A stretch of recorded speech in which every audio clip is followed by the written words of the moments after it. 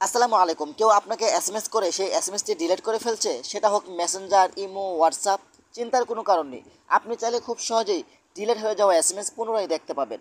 অনেক সময় দেখা যায় আমাদের বন্ধুবান্ধব আমাদেরকে মেসেঞ্জার, ইমো, হোয়াটসঅ্যাপে এসএমএস করে সেই এসএমএসটা আমরা দেখার আগেই কিন্তু ডিলিট করে দেয়। আমরা কিন্তু বুঝতেও পারি না কি এসএমএসটা লিখছিল।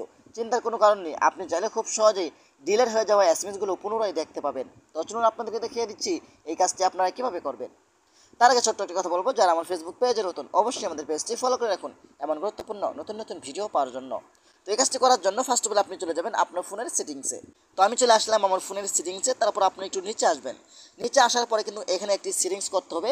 এই সেটিংসটা অন করার পরে কিন্তু আপনার কাজটি সম্পন্ন হবে। ওকে, তারপর এখান থেকে দেখতে পাবেন এখানে নোটিফিকেশন নামে একটা অপশন রয়েছে। এখান থেকে নোটিফিকেশন অপশন উপরে ক্লিক করবেন। তারপর এখান থেকে অ্যাডভান্স সেটিংসে আপনারা ক্লিক করে দিবেন। তারপর এখান থেকে আপনার নোটিফিকেশন হিস্টোরি এখানে আপনি ক্লিক করে দিবেন। আপনাদের কিন্তু এটা অফ থাকবে, এটা আপনারা অন করে দিবেন। এটা অন করে দেওয়ার পরে কিন্তু আপনার কাজ করবে। ওকে, তো আমি এটা অন করে দিলাম। এটা অন করে দেওয়ার পরে কিন্তু আমার কাজটা এখানে শেষ। আপনি একটু ব্যাগে চলে আসবেন। আসার পরে এখান থেকে শো নোটিফিকেশন আইকন এখানে ক্লিক করে এটা আপনার ওয়াল নোটিফিকেশন অপশনে সিলেক্ট করে দিবেন।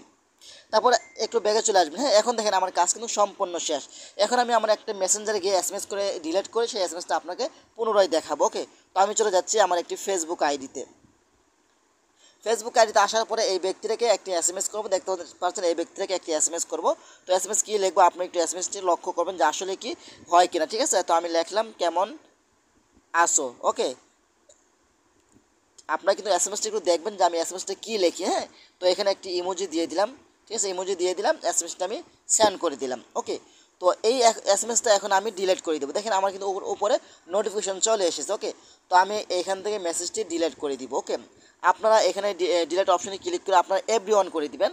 তো আমার এখানে যেহেতু মোর অপশনে চলে এসেছে, আপনাদের এভরি ওয়ান মানে দুইখান থেকে মেসেজটি ডিলিট হয়ে যাবে। আপনার এখান থেকে এভরি ওয়ান করে দিবেন। বাস, আমি মেসেজটি ডিলিট করে দিলাম। দেখেন আমার এখানে কিন্তু কোনো মেসেজ নেই। ওকে, তো এটা দেখার জন্য আপনি কি করবেন, উপর থেকে আবারও সেটিংসে চলে আসবেন।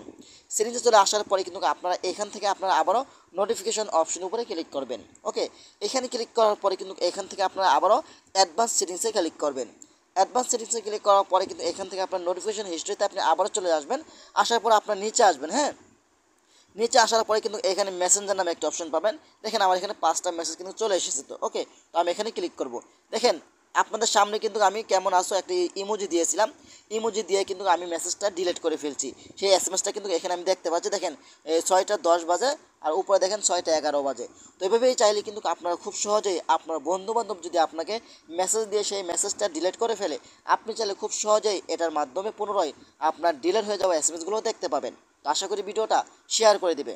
আশা করি আজকের ভিডিওটা এই পর্যন্তই। যদি ভিডিওটা ভালো লাগে অবশ্যই লাইক কমেন্ট করে আপনাদের মতামত জানাতে পারেন এবং আমাদের ফেসবুক পেজ অথবা ইউটিউব চ্যানেলটি সাবস্ক্রাইব করে আমাদের সাথে থাকুন এমন গুরুত্বপূর্ণ নতুন নতুন ভিডিও পাওয়ার জন্য। আর ভিডিওটি আপনার টাইমলাইনে রেখে দিতে পারেন, যে কোনো সময় আপনার কাজে আসবে।